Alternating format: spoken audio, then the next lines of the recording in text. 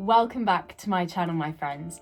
It's been a while. I took some time off towards the end of last year from most of social media, from working out, from all of the things that I usually love, to really try and fix a few things and to try and get myself back to normal and feeling normal again.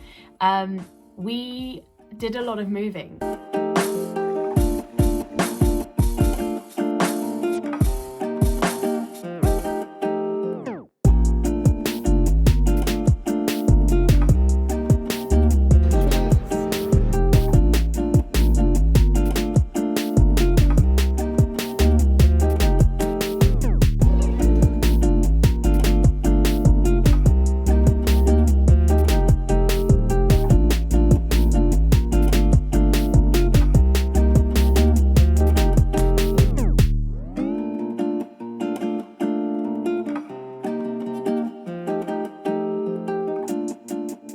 Then coming back to Oxford to start my final year of university. And then I got COVID, so not doing that. It's getting harder to breathe. And I know that sounds really dramatic.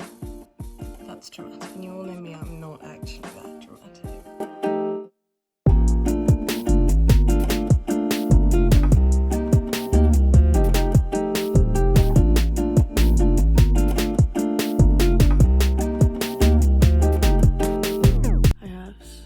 Work.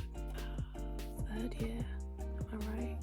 It's been a real whirlwind of a year. There's been a lot of, if you didn't achieve this in 2020, then you wasted the year, or if you didn't manage to be ultra productive, then you're never gonna make it, which I just think is crazy. And these quotes do nothing except shame people who, by society standards, haven't done enough this year. When actually this year has been so hard on so many people that in many people's books, just making it through was hard enough. And it completely ignores the fact that so many people have had so many other stressors than to think about starting a business or being the most productive person they've ever been. And that was a really big part of why I took time off social media. I hit a sort of mental health at the beginning of October where I wasn't happy at uni. I wasn't happy with my house at uni. You know, we had so many uncertainties with where we were and where we were living and what we were doing and what was going to happen next. And I think everything just took such a massive toll. And I wasn't with my family, and we didn't have stability within our family. And then I got COVID, and everything just kind of deteriorated at the same time, which was so hard. When life throws you something, but you're being hit from all angles, I mean, it's hard. In the first lockdown, as you probably saw on my first YouTube videos, I felt incredibly productive. I felt ultra motivated. I was working out twice a day. It was the fittest I'd ever been. I was eating so well, and I was really healthy. And then lockdown just didn't end. And I burnt out. I ran myself into the ground. I didn't work out for a couple of months after that, which then led to me feeling rubbish mentally and physically and putting a lot of pressure on myself. And then when I finally got back to uni, I was back in the gym. It became more of a forced routine than something that I wanted to do, and I was forcing myself to go to the gym all the time, which was great, but mentally I was still not happy within myself. And so when I finally came home to deal with everything and to take a step back, I completely stopped. I stopped putting pressure on myself to work out. I stopped trying to get myself to work out. I stopped forcing myself to get up early in the mornings, and I let myself have a proper break. This time, I really took the time that I needed to allow myself to kind of regenerate and to heal and to get back to my normal. And it's only looking back at it now that I realized how borderline obsessed I was with fitness in the first lockdown, which, don't get me wrong, there are worse things to be kind of obsessive over, but there were some unhealthy habits that I had, and I was the strongest, fittest, leanest I'd ever been, but I was so focused on how I looked and not how it made me feel or what I was doing or my progression physically. It was all aesthetics, which really plays with your head because our bodies fluctuate and our bodies change all the time. And I knew this, but I hated seeing it.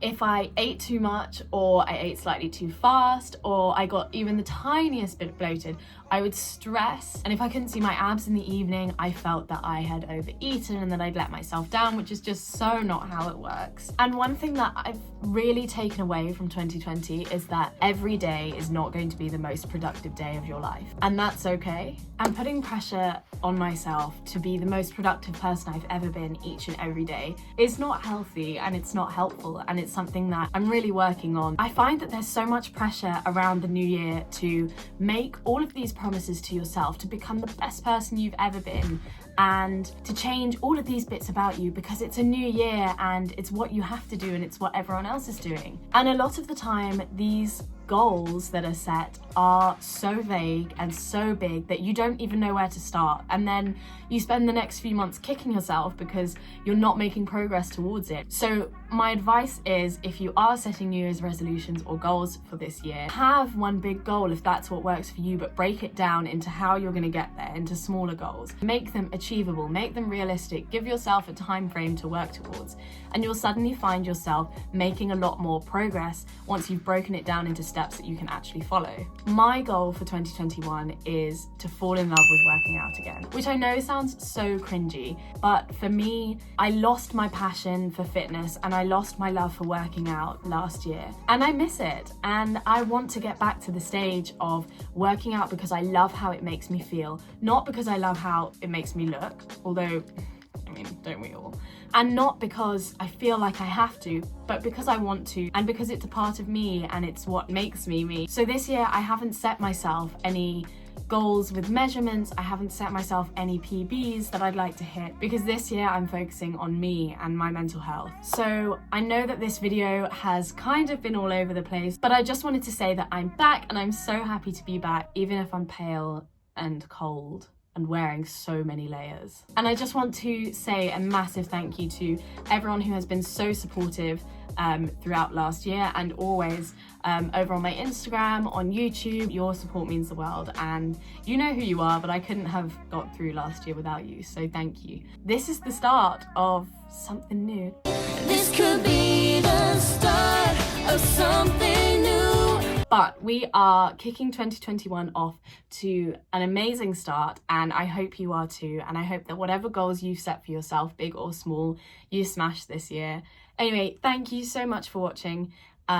Thank you for sticking with me throughout 2020. Massive things to come this year, and I am so excited to have you guys on this journey with me. So if you're not already subscribed, please hit that subscribe button with the notification bell so that you don't miss out on any of the massive things coming. And if you like this video, please give me a big thumbs up and leave me a comment down below on what your goals are for 2021. Thank you for watching. Big love to you all as always.